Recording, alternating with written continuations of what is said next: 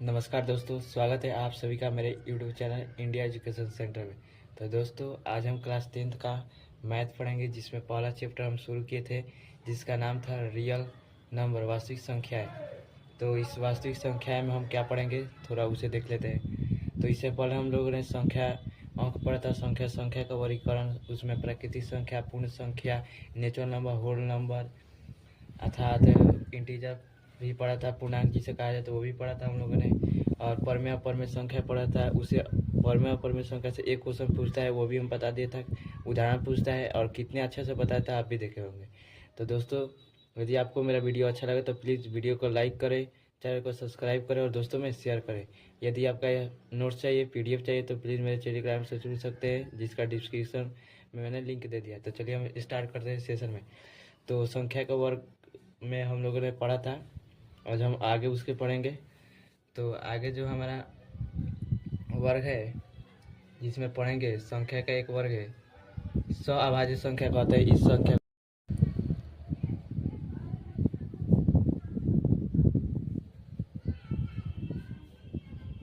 अभाज्य संख्या, इसको थोड़ा समझते हैं। ये हमारा जो वर्ग है, ये 10 संख्या का 10वां वर्ग पढ़ेंगे। अभाज्य संख्या इसी से रिलेटेड है, इसका उल्टा थोड़ा उसे समझ लेते हैं। 11 नंबर, यह भी एक संख्या है जिसे जुड़वा अभाज्य संख्या कहते हैं।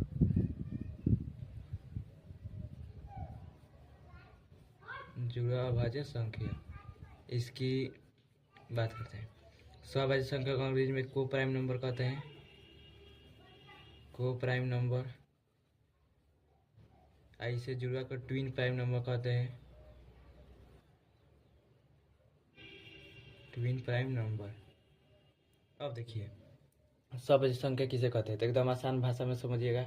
वे सभी संख्या जिनका HCF कितना होगा जी, 1 होगा। सम मतलब होता है जोड़ा।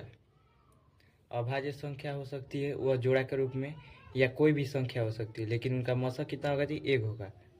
तो देखिए, जैसे हम उदाहरण की बात करते हैं, पहले तो HCF इनका 1 होगा, या जोड़ा में लिखी जाती है संख्याएं। जोड़ा में कोई भी 2, 3, 4, मतलब दो संख्या को एक साथ लिख सकते हैं, या 3 संख्या को एक साथ लिख सकते हैं। जैसे में उदाहरण में जिनका मौसा 1 होगा, मतलब HCF 1 होगा, वही संख्या। जैसे हम बात करते हैं 3 और 7, 3 और 7 दोनों के दोनों अभाज्य संख्या है, लेकिन इनका मौसा कितना है जी, 1 है। तो यह हमारी संख्या क्या कहला जाएगी, अभाज्य संख्या कहला जाएगी। अब देखिए दूसरा उदाहरण में, इनका मौसा कितना होगा जी, इसका मौसा 1 होगा। तो इसमें देखिए, एक यह 7 जो है हमारा अभाज्य संख्या, लेकिन यह जो है हमारा भाज्य संख्या है। मतलब कि अभाज्य संख्या में यह नहीं होगा कि केवल भाज्य संख्या को मतलब 7 में 2 से अधिक या 2 लिख देंगे तो वो संख्या में अभाज्य संख्या करा जाएगी, जिनका मौसा 1 होगा। तो नहीं, कोई भी 2 संख्या जिनका मौसा 1 होगा, वे संख्याएं अभाज्य संख्या कहलाएगी। ये हो गया, ये हो गया। उसका तनी और देख लेते हैं। उसके बाद देखते हैं 8, 7, 3। अब देखिए इतना हो गया। उसके बाद 7, 11, 12, 13, ये 4 संख्या को एक साथ लिख दें तो यह संख्या जो हमारी क्या हो जाएगी, हमारे अभाज्य संख्या होगी। अब देखिए अभाज्य संख्या, अब इसका भी जुड़वा अभाज्य संख्या है। इस संख्या का वर्ग को ट्विन प्राइम नंबर कहते हैं। देखिए इसमें भी HCF जो होगा उन संख्याओं का 1 होगा। HCF जो होगा संख्या का 1 होगा, लेकिन इसका एक शर्त हो जाता है ना, कि 2 संख्याओं के बीच एक भाज्य संख्या होना चाहिए। मतलब कि एग्जाम्पल में देख लीजिए, आपका जो 2 संख्याओं के बीच आपका एक जो एथी होगा भाज्य संख्या, वो होना ही होना चाहिए। जैसे में आपका 3 और कोमा में 5, ये 2 संख्या लिखे, ये दोनों के दोनों हमारे क्या है जी, दोनों के दोनों हमारे भाज्य संख्या है, अभाज्य संख्या है। साथ साथ जुड़वा अभाज्य संख्या है। कैसे, देखिए इनके बीच में 4 एक संख्या आता है ना, 3 के बाद एक संख्या 4 आएगा। तो ये जो हमारा 4 है, ये हमारा भाज्य संख्या है। तो ये हमारा भाज्य संख्या हो गया, भाज्य संख्या हो गया। तो देखिए 2 संख्या के बीच एक तो भाज्य संख्या होना चाहिए। उसके बाद एक और कंडीशन है कि HCF 1 होगा। तो इसका 2 कंडीशन जुड़ा भाज्य संख्या के लिए, HCF 1 होगा और बीच में एक संख्या होगा जो भाज्य संख्या होना चाहिए। इसका केवल एक ही कंडीशन, ओनली फॉर HCF 1 होना चाहिए, उसके बीच में भाज्य संख्या हो चाहे मत हो। तो देखिए 3, 5 हमारा अभाज्य संख्या भी है, जुड़ा भाज्य संख्या है, लेकिन आपका जो 8,7 है यह आपका जुड़वा भाज्य संख्या नहीं है, केवल सभाज्य संख्या, क्योंकि इसके बीच में कोई भी देखिए जी भाज्य संख्या रहे। जैसे में हम बात करते हैं यहाँ पर 8,7, 8,7 जो है इसके बीच में कोई भी संख्या नहीं है जो भाज्य संख्या है, इसलिए जो 8/7 जो होगा हमारा जुड़वा भाज्य संख्या नहीं होगा। ठीक है, यह केवल क्या होगा जी आपका अभाज्य संख्या जो इधर उदाहरण में लिखे हैं। तो चलिए इस संख्या को समझ लिए, अब हम अगला संख्या का वर्ग है उसे समझते हैं। अब जो हमारा 12 नंबर संख्या का वर्ग है जिसे वास्तविक संख्या कहते हैं, हमारे चैप्टर का भी नाम क्या है, वास्तविक संख्या, इसे थोड़ा अच्छा से समझते हैं। वास्तविक संख्याएं या वास्तविक संख्या जो भी कह लीजिए, इसे अंग्रेजी में रियल नंबर कहते हैं। एक इसका जस्ट उल्टा संख्या का एक वर्ग होता है जिसे हम क्या कहते हैं जी, जिसे हम कहते हैं जो 13 नंबर संख्या अवास्तविक, जो अवास्तविक संख्या हो जाएगा वो, या इसे दूसरा नाम भी है, इसे काल्पनिक। ठीक है, जो काल्पनिक संख्या होती है अर्थात अवास्तविक संख्या उसे समझते हैं, और वास्तविक संख्या देखिए जिनका वास्तविक मान होगा वे सभी संख्या जिनका वास्तविक मान होगा उन्हें वास्तविक संख्या कहते हैं, जिनका वास्तविक मान नहीं होता उन्हें अवास्तविक, मतलब इनका जो होगा ना वास्तविक मान होगा, इनका वास्तविक मान होगा, पहला बात। दूसरा बात, जितने भी परिमेय संख्या है प्लस में अपरिमेय संख्या, इन दोनों को सम्मिलित रूप से हम क्या कहते हैं जी, आपका वास्तविक संख्या कहते हैं, दोनों को मिलाकर।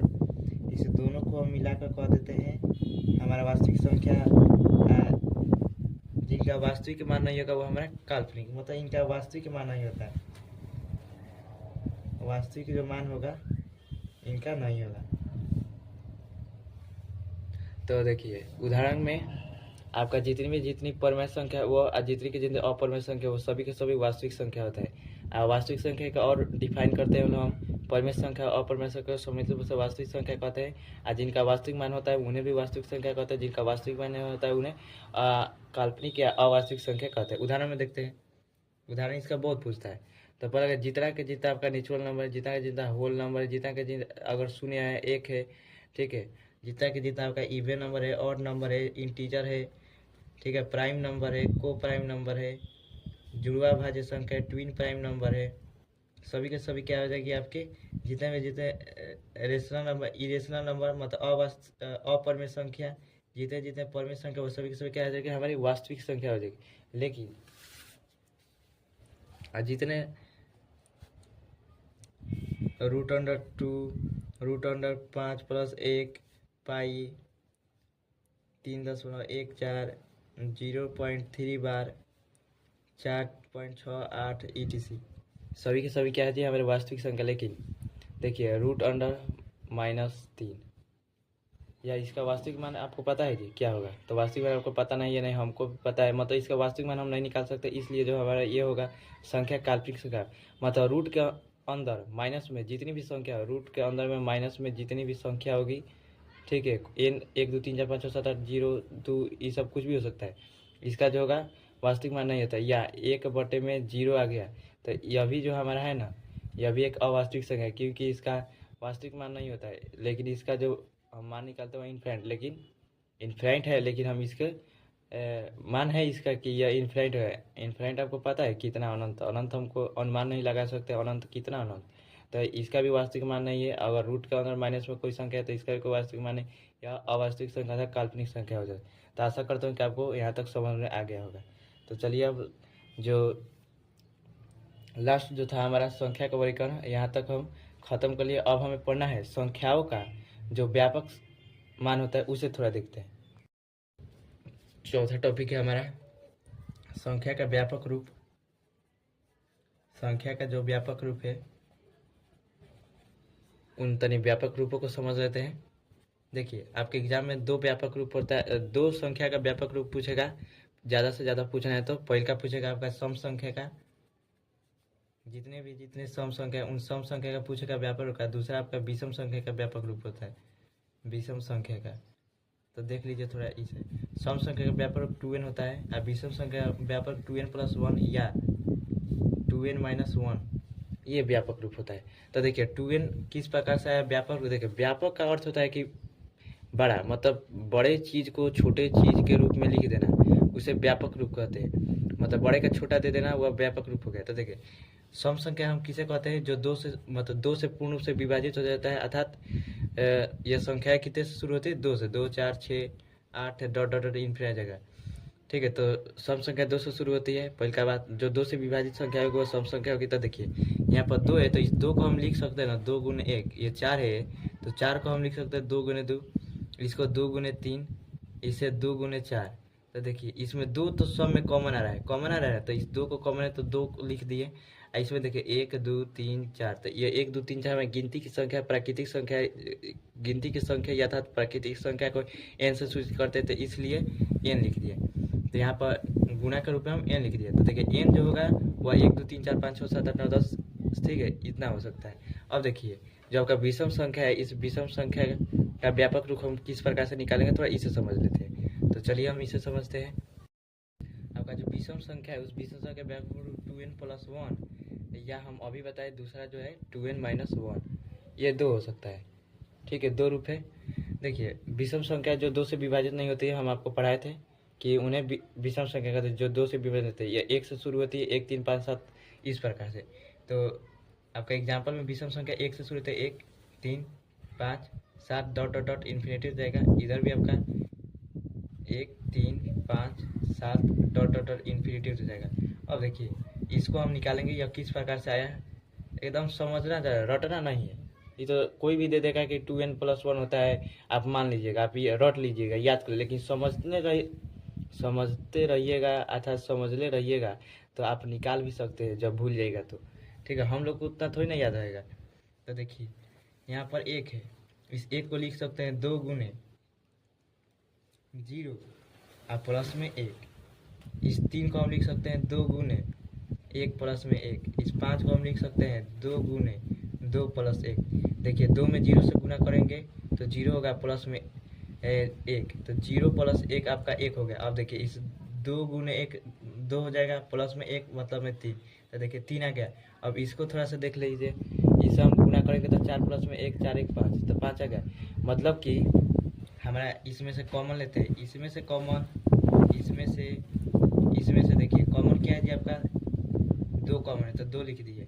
अब देखिए यहाँ पर 0 1 2, मतलब कि यहाँ पर होल नंबर आते जा रहा है, मतलब कि प्राकृतिक संख्या आते जा रही है। देखिए हम आपको शुरू में बताए थे, कभी कभी हम होल नंबर को, मतलब कि गिनती की संख्या में कभी कभी 0 को ऐड कर लेते हैं, तो वही यहाँ पर ऐड किया गया है। ठीक है, तो यहाँ पर n लिख दिए। n जो हमारे यहाँ पर होगा क्या होगा जी, 0 से होगा, 0 1 2 3 4 5 6 7 8, तो n हो गया। एक जो है +1, देखिए सब में +1 है, +1, तो +1 कॉमन ले लिए, तो यह हमारा व्यापक रूप है। अब देखिए दूसरा जो रूप, मतलब दूसरा जो व्यापक रूप है विषम संख्या का, इस रूप को थोड़ा समझते हैं। इसको देखिए, इसमें भी हम लिख सकते हैं 2 गुने 1 + 1, इसे लिख सकते हैं 2 गुने 2 + 1, माइनस ना है जी, तो माइनस लिख सकते हैं, माइनस यहाँ पर होगा। ठीक है, तो माइनस में 2 गुने -1 हो जाएगा। अब देखिए इसे लिखेंगे 2 गुने 3 माइनस में 1। अब देखिए 2 एकम 2 माइनस में 1 1 आ गया, 2 दूनी के 4 माइनस में 1 3 आ गया, 3 दूनी के 6 माइनस में 1 आपका 5 आ जाता है, 1 5 3 5। ये किस प्रकार से आप देख लीजिए। अब इसमें देखिए, इसमें आपका 2 कॉमन है, 2 लिख दिए। उसके बाद n मतलब होगा यहाँ पर n जो होगा हमारा, n जो होगा हमारे यहाँ पर कितने से होगा, 1 2 3 डॉट डॉट इन्फिनिटी। यहाँ पर जो हमारा n है कहाँ से, 0 से 1 2 डॉट डॉट इन्फिनिटी जाएगा। तो देखिए यहाँ से हम ले लिए नेचुरल नंबर जो हमारा है वो -1 कॉमन है, सब में वो -1 ले लिए। तो यह हमारा व्यापक रूप का सत्यापन। अब हम पढ़ेंगे संख्या के प्रकार, जो हमारा 5वां टॉपिक था। उस 5वें टॉपिक का नाम हम आपको नोट्स के रूप में दिखाए थे पहले लेक्चर में। 5वां जो टॉपिक था हमारा, अर्थात बेसिक कॉन्सेप्ट इस चैप्टर का होगा संख्या का प्रकार। यह बहुत आसान है, सब पढ़ा दिए, बस प्रकार बताए। तो देखिए संख्या को हम मुख्य रूप से 2 प्रकार में बांटे हैं। जितने भी वर्ग है उन दोनों वर्गों को वास्तविक मान के आधार पर, किस संख्या का वास्तविक मान होता है किसका नहीं होता, उसके आधार पर 2 वर्गों में बांटे हैं। किसके आधार पर जी इसका प्रकार निकाले, वास्तविक मान के आधार पर।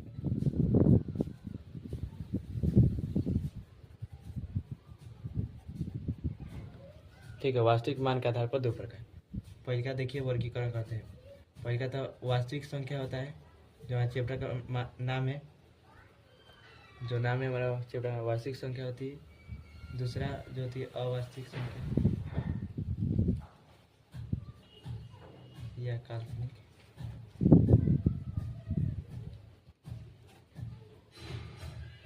ठीक है, यह होगा। दो प्रकार होते हैं, वास्तविक संख्या एक अवास्तविक संख्या, जिसके कारण से अब देखिए वास्तविक संख्या के भी अनेक प्रकार होते हैं, लेकिन मुख्य रूप से दो प्रकार। वास्तविक संख्या हमारी कितनी होगी जी? दो होगी। हम एक परिभाषा बताएं अभी आपको। वास्तविक संख्या किसे किसे कहते हैं? परिमेय संख्या को और अपरिमेय संख्या, और जो आपकी अपरिमेय संख्या है उन दोनों संख्याओं के मिलाकर सम्मिलित रूप से हम क्या कह देते हैं? आपके वास्तविक संख्या। अब देखिए परिमेय संख्या के अनेक प्रकार। पहला इधर देखते थे, प्राकृतिक संख्या आपको पढ़ाए थे, वो परिमेय संख्या का ही प्रकार है। पूर्ण संख्या पढ़ाए थे, वह पूर्ण संख्या इसी का प्रकार है। उसके बाद हम आपको पढ़ाए थे पूर्णांक। पूर्णांक संख्या भी इसी का प्रकार है। उसका हमने आपको पढ़ाया था अभाज्य संख्या। दूसरा पढ़ाया था सअभाज्य संख्या। ठीक है, उसका हमने पढ़ाया था आपको भाज्य संख्या। उसके बाद हमने आपको पढ़ाया था जुड़वा भाज्य संख्या, जुड़ा अभाज्य।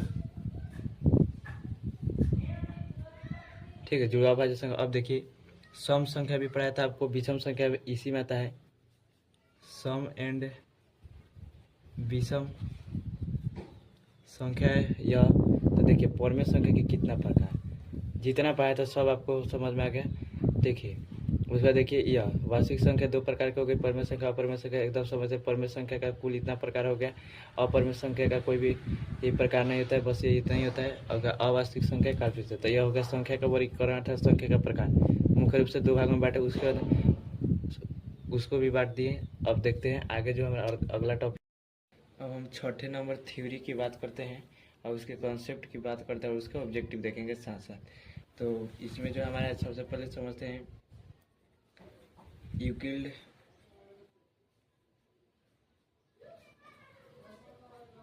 विभाजन प्रमेयिका। यूक्लिड विभाजन प्रमेयिका क्या है? इस पर यूक्लिड विभाजन प्रमेयिका के देखिए, विभाजन मतलब भाग देना, मतलब विभाजित करना। प्रमेयिका मतलब होता है, अंग्रेजी में से लेमा कहा जाता है। प्रमेयिका जो होता है एक कथन होता है, आप 9th में पढ़े होंगे। प्रमेयिका कथन होता है अर्थात स्टेटमेंट होता है। यूक्लिड साहब ने, जो यूक्लिड नामक मैथमेटिशियन थे, गणितज्ञ, उन्होंने अपना एक प्रमेय दिया अर्थात एक कथन दिया जो विभाजन से संबंधित था। तो देखिए इस कथन में उन्होंने क्या कहा। प्रमेयिका का अर्थ होता है कथन, स्टेटमेंट, इसे अंग्रेजी में लेमा कहा जाता है। इस कथन में उन्होंने कहा था कि किसी भी दो धन पूर्णांक संख्या ए एवं बी के लिए, जो दो धन पूर्णांक संख्या होगा, ए भी हमारा धन पूर्णांक संख्या है। क्या है जी? यह धन पूर्णांक संख्या है। जो हमारा धन पूर्णांक संख्या है ए भी, इस धन पूर्णांक संख्या के लिए दो अद्वितीयक पूर्णांक संख्या होगी। जो हमारा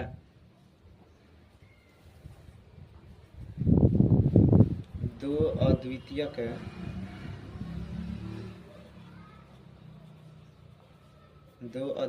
धन पूर्णांक संख्या होगा, धन पूर्णांक संख्या होगा। तो इस दो धन पूर्णांक संख्या के लिए दो अद्वितीयक धन पूर्णांक संख्या होगा, जिन्हें क्यू बार कहा जाता है। ठीक है, तो इस दोनों पूर्णांक संख्या ए बी और इस दो अद्वितीयक धन पूर्णांक संख्या, दोनों के बीच एक कथन दिया। इस कथन को हम क्या कहते हैं जी? युगल विभाजन प्रमेय का है। इस कथन को उन्होंने एक सूत्र के रूप में भी दर्शाया था, जिसे हम ए बराबर में बी क्यू प्लस आर कहा जाता है। यह कोई सूत्र नहीं है, ये आप जानते ही हैं क्या है। ठीक है, बस उन्होंने उस शब्द को कुछ मान लिया, जैसे में ए मान लिया, को बी मान लिया, आई क्यू आर तो होता ही। जैसे में आप पढ़े होंगे किसी भी संख्या में अगर भाग देते हैं, जैसे हमने इधर भाग दिया 4 में 6 से भाग दिया, तो 4 एकम 4, यहाँ पर 2 रिमाइंडर बना। तो देखिए, तो यह हमारा जो होता है भाज्य होता है यह हमारा भाजक हो गया, यह भाज्य हो गया, यह हमारा भागफल हो गया, और यह हमारा शेषफल हो गया। देखो तो जो यह भाजक है जिसे हम इंग्लिश में डिवाइजर कहा जाता है, इसे डिवाइडेंड कहा जाता है, इसे हम क्वाटिएंट कहते हैं, इसे रिमाइंडर कहते हैं। तो रिमाइंडर जो है शेषफल को रिमाइंडर कहा जाता है। तो रिमाइंडर का पहला लेटर आर है, तो इसको आर यहाँ पर दे दिया। और उसके बाद क्वाटिएंट जो होता है, क्वाटिएंट को क्यू से लिखा जाता है, उसे क्यू दे दिया। ए और बी दो हमारा धनात्मक संख्या है जिसमें हम भाग देते हैं। तो यह 4 और 6 जो है हमारा धनात्मक पूर्णांक संख्या जिसमें हम भाग दे रहे हैं, 4 को 6 से भाग दे रहे हैं। तो यह हमारा हो गया धनात्मक पूर्णांक संख्या। एक आपने पढ़ा होगा भाग को चेक करने के लिए, तो सब ए बराबर बी क्यू प्लस में आर, यह उन्होंने संबंध दिया। अपने कथन के आधार पर उन्होंने एक संबंध के रूप में इसे दर्शा दिया इसके रूप में। अब इस संबंध को हम सिद्ध करते। देखिए भाग देकर अभी बताए इस प्रकार से, इसे किसे क्या कहा जाता है, इसे ठीक है। अब देखिए जो हमारा भाज्य होता है वो बराबर होता है भाजक गुने भागफल प्लस में शेष। इसे अंग्रेजी में हम क्या कहते हैं, तो इसे हम अंग्रेजी में कहते हैं डिवाइडेंड, इसे कहते हैं डिवाइजर, इसे कहते हैं भागफल को हम क्वाटिएंट क्यू प्लस में रिमाइंडर आर। तो देखिए तो यह जो दोनों है यह हमारे दोनों के दोनों संख्या है, एक 4 है एक 6 है संख्या है। तो इस संख्या को हम ए और बी लिख सकते हैं जो धनात्मक है। तो जो हमारा यह ए है, यह बी है, यह ए के बराबर, यह बी के बराबर, गुणे में क्यू प्लस में आर हो गया। ठीक है, तो यह दो धनात्मक पूर्णांक संख्या के लिए अद्वितीय जो है धनात्मक पूर्णांक संख्या क्यू और आर होता है, सिद्ध हो गया। ठीक है, तो यह था हमारा यूक्लिड विभाजन प्रमेय जी के। तो देखिए एक बार अच्छा से समझ लीजिए परिभाषा या कथन उनके। दो धनात्मक पूर्णांक संख्या ए और बी के लिए दो अद्वितीय धन पूर्णांक संख्या क्यू और आर होता है जिसमें संबंध पाया जाता है ए बराबर बी क्यू प्लस आर। इस संबंध को सिद्ध किया है भाज्य बराबर भाजक गुने भागफल या प्लस में शेष, डिवाइडेंड बराबर में डिवाइडर इंटू क्वाटिएंट प्लस में रिमाइंडर, डी डी जो है इस तरह से सूचित भी कर सकते हैं। और इस तरह से चूंकि यह दो हमारा भाज्य और भाजक जो होता है दो हमारा धनात्मक पूर्णांक संख्या होता है जिसमें हम भाग देते हैं। ठीक है, भाजक से भाज्य में भाग देते हैं, वो मतलब कि बी से ए में भाग देते हैं तो हमारा क्वाटिएंट निकलता है और रिमाइंडर निकलता है। तो जो यह होगा अद्वितीय बना, इना कि ए को बी में भाग दिए तो क्यू मान के चलिए क्यू था, मतलब क्यू पे यहाँ पर 4 था, आर में यहाँ पर 6 था। तो एक और इसका आंसर हो जाएगा नहीं 8 होगा और 10 होगा। इसका मतलब दो मान नहीं हो सकता है, भाग देने पर 2 को मान नहीं निकलता है। 4 में 6 से भाग दिए तो 1 और 2 है। अब 4 में कहीं भी आप जाकर 6 में भाग दीजिएगा तो आपका 1 ही 2 आएगा ना, कि वहाँ पर 1 के जगह 5 आ जाएगा, 2 के जगह 6 आ जाएगा। इस तरह से नहीं होगा, इसका एक ही मान आएगा। तो वही कहा जाए अद्वितीय का मतलब होता है केवल एक ही धन पूर्णांक संख्या आएगा। हम 7वां नंबर टॉपिक जो है उस 7वें नंबर टॉपिक को पढ़ेंगे। तो देखिए 7वें नंबर को देखते हैं। जो इस 7वें नंबर टॉपिक में हम पढ़ेंगे कि आपका जो यूक्लिड विभाजन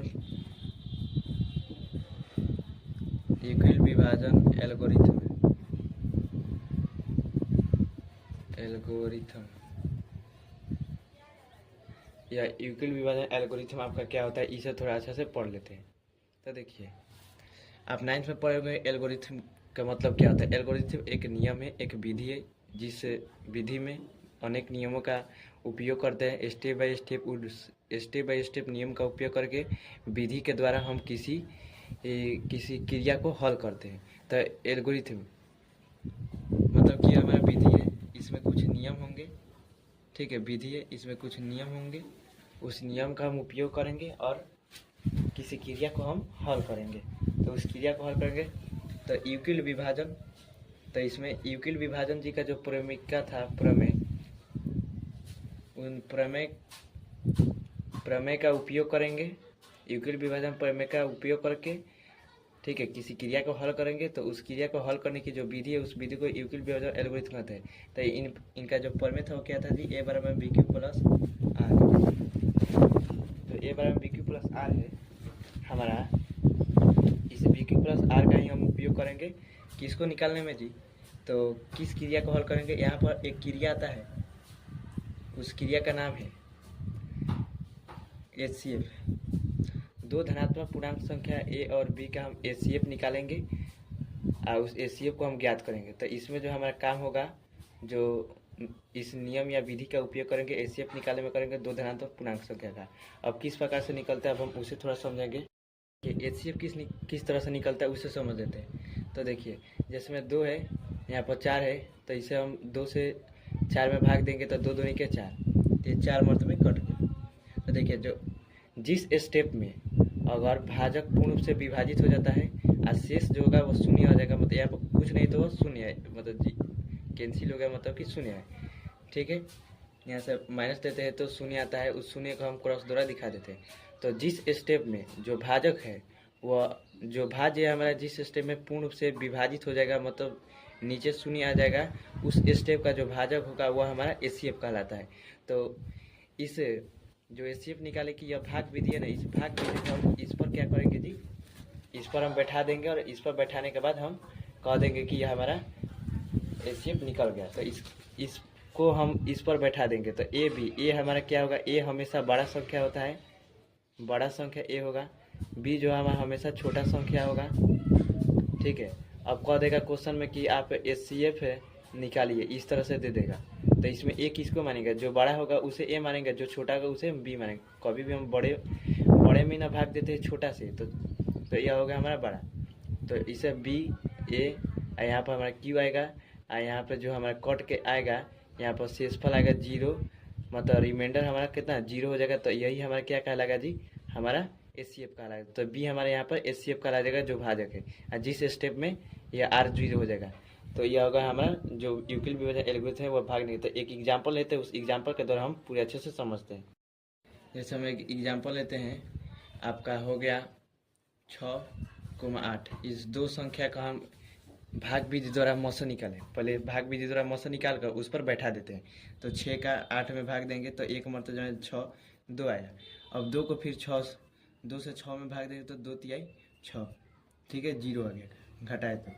अब देखिए, जिस स्टेप में हमारा रिमाइंडर मतलब आर शून्य हो जाएगा, आर जो होगा हमारा शून्य हो जाएगा जिस स्टेप में, तो इस स्टेप में हुआ है।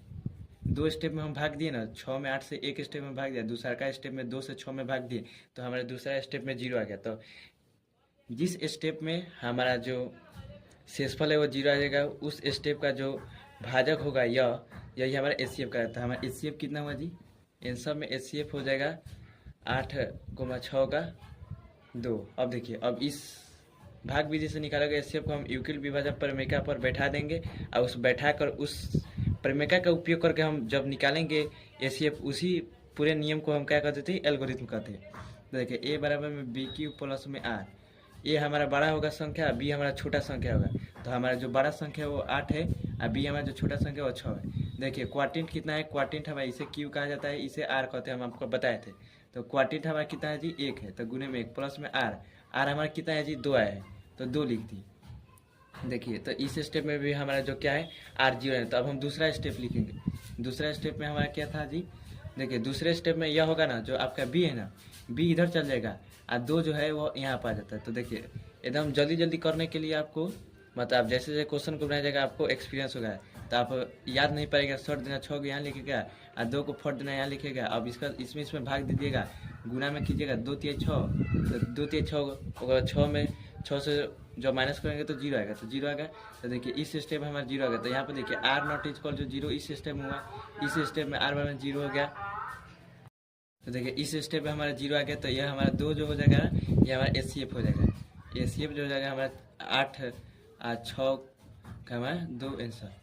तो जब इस भाग विधि से निकालेंगे एचसीएफ को, इस पर बैठा कर इस प्रकार से हल कर देंगे, तो यही हमारा क्या हो जाएगा जी, यूक्लिड विभाजन एल्गोरिथम का उपयोग करके, प्रमेय का उपयोग करके एचसीएफ निकलते हैं, ये हमारा एल्गोरिथम होगा, मतलब नियम से विधि से किसी को निकाल दिए।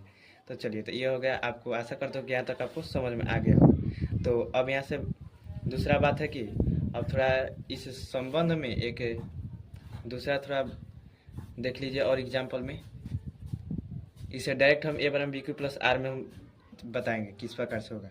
तो यहाँ पर हमारा हो गया संख्या 4,6 का एचसीएफ बताए, एचसीएफ बराबर 1। तो लिखेंगे ए बराबर में बी क्यू प्लस में आर। ए हमारा बड़ा संख्या 6 है, बी हमारा छोटा संख्या 4 होगा। अब देखिए 4 में 6 से भाग देंगे तो 4 एकम 4, 4 एकम 4 प्लस में 4 में जब 4 एकम 4 मतलब यहाँ पर 4 आएगा तो 4 6 में से घटेगा तो 2 आएगा। अब देखिए अब इसको क्या करेंगे, यहाँ पर करेंगे और इसको यहाँ पर करेंगे। 4 हो गया, 2 हो गया। देखिए 4 में अब 2 से भाग देंगे तो 2 दूनी के 4 प्लस में जब 2 दूनी के 4 तो 0 हो गया। तो देखिए यहाँ पर r नॉट इक्वल टू 0 हो गया, यहाँ पर r इक्वल टू 0 हो गया। तो जब r हमारा 0 हो गया, इस स्टेप में हमारा r 0 हुआ है तो इस स्टेप का जो हमारा भाजक है यह मतलब जो b है, यह b जो हमारा है HCF है, ठीक है। तो HCF में 2 हो जाएगा। तो लिखने का जो तरीका था हमेशा HCF को लिखने का तरीका इस प्रकार से 4 5 6 बराबर में 2 लिखिएगा, इस प्रकार से आंसर जो लिखने का तरीका होता है वो यह होता है। हमेशा HCF को इस प्रकार से देकर जो हमारा 4,6 है इस प्रकार से 2 आंसर इस प्रकार से लिखिएगा। तो ये हो गया। अब एक संबंध हम बता देते हैं आपको। अब देखिए a बराबर में बी क्यू प्लस जो r होता है, इसमें एक जो थोड़ा सा यहाँ पर एक देखिए जो हमारा मान होगा वो r का b से जो होगा ना हमेशा छोटा होता है। तो उसे हम एक इक्वेशन के द्वारा लिखा गया है, ठीक है। मतलब कि जो हमारा r है वो r हमेशा b से क्या होगा जी, छोटा होगा। इसे हम एक प्रकार से और तरीका से लिख सकते हैं कि जो हमारा b का मान होता है 0 से बड़ा या बराबर होगा b, मतलब r का मान होगा 0 से बड़ा या बराबर का और b से छोटा होगा, इसे इस प्रकार से। तो यह इक्वेशन जो होता है हमेशा आपके एग्जाम में पूछता है, ठीक है। 0 से बड़ा या बराबर होगा r का मान लेकिन b से छोटा होगा। तो इसका ये आपके किताब में दिया इस समीकरण का हम अर्थ बता दिए, मतलब ये जो आपका जो दिया गया है चिन्ह इसको हम बता दिए। देखिए अब इसको हम समझते हैं किस प्रकार से r जो होगा हमेशा b से छोटा होगा। अब देखिए a का मान हम जैसे जैसे बढ़ाते जाएंगे वैसे वैसे आपका r का मान घटते जाएगा और b का मान हम नियत रखेंगे। देखिए जैसे हम यहाँ पर भाग दिए ना, आप जैसे मैं 4,6 में हम भाग दिए थे तो देखिए इस 4 को नियत रखते हैं और 6 को बढ़ाते जाते तो 6, तो यहाँ पर देखिए 4 एकम 4 2 आए। अब देखिए 4 को यहाँ पर दे 7, तो यहाँ पर देखिए 4 हो गया या 7, तो 4 एकम 4। अब देखिए फिर यहाँ पर बढ़ाते हैं, यहाँ पर 8 कर दिए तो 4 दूनी के 8। अब देखिए इसका मान और इसके मान पर ध्यान दीजिए, जैसे जैसे इसका मान बढ़ेगा आपका a का मान बढ़ाते गए, b का मान नियत रखे तो वैसे वैसे इसका मान देख लीजिए किस प्रकार से आपका बढ़ते जा रहा है। लेकिन इस b से हमेशा यह छोटा है। a का मान कितना भी बढ़ाते जाए और b का मान को नियत रखे जाए तो जो हमारा r का मान है वो r का मान हमेशा b से क्या हो जाएगा, छोटा होगा। देखिए 4 था यहाँ पर 2 आया था, फिर इसको बढ़ा दिए 4 था यहाँ पर 3 हो गया, मतलब यहाँ से बढ़ा, यहाँ से फिर बढ़ के 0 हो गया, मतलब 0 हो गया। लेकिन 4 कभी भी नहीं आया ना 4 से बड़ा आया। तो वही कर रहे हैं, a का मान कितना भी बढ़ाते जाइए आप और b का मान नियत रखे तो r जो होगा हमारा कभी भी b के मान के जो होगा बराबर आ सकता है लेकिन उससे बड़ा नहीं आ सकता है। वही लिखे 0 से बड़ा या बराबर r का मान होगा b से, ठीक है, लेकिन b से छोटा होगा। भले 0 के बराबर होगा या 0 से बड़ा होगा r का मान, लेकिन b से हमेशा छोटा होगा। b के बराबर नहीं हो सकता है या b से बड़ा नहीं हो सकता है। तो यहाँ पर हमारा जो r का मान निकला था वो 0 हुआ, 1 हुआ, 2 हुआ, और जो यहाँ पर 4 था b बराबर में 4 था, a का मान हम बढ़ाते गए, कितना बढ़ाते गए जी, 4 था, 7 था, 8 था, बढ़ा गया। लेकिन देखिए तो यह हो गया, इसका बहुत बड़ा उपयोग है। इस पर ही एक आपका जो एक्सरसाइज वो खत्म होगा। तो देखिए दोस्तों, आशा करता हूँ कि आपको यूक्लिड एल्गोरिथम प्रेमिका आपको समझ में आ गया। तब तक के लिए जय हिंद, जय भारत।